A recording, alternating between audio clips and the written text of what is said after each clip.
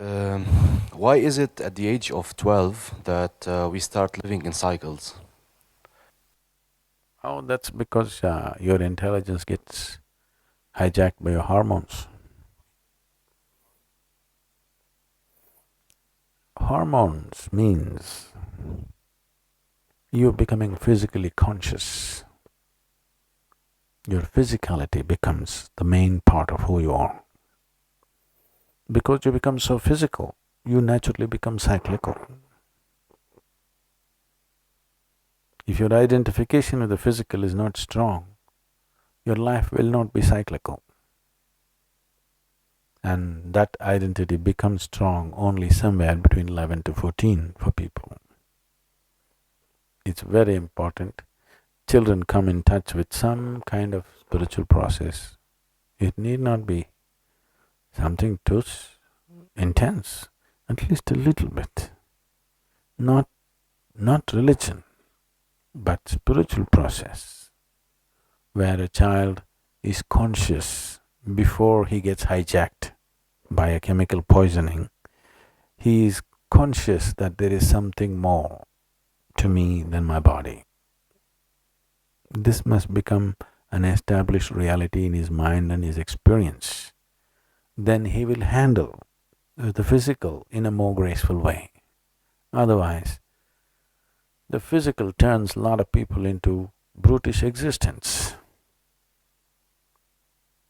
Whether it, in everybody's life, whether it finds external expression or not, but within themselves, a whole lot of people have a very brutish existence.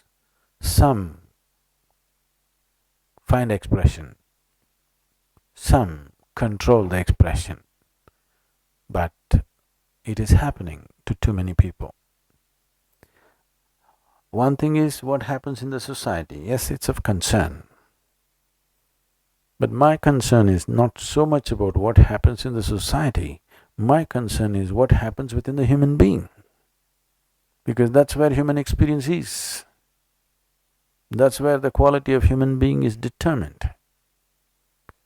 If we take care of what happens within an individual human being, you don't have to bother about what happens in a society, you don't even have to worry about that.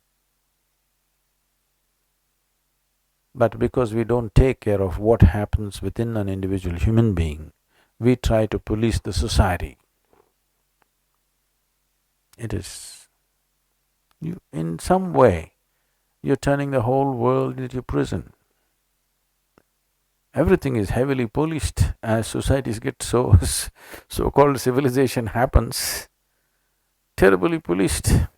People are proud. You call the police, they're there in 2 minutes flat. That's what happens in the prison.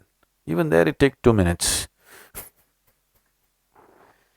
No. If we are truly civilized, we must be able to live here well without a police force, isn't it?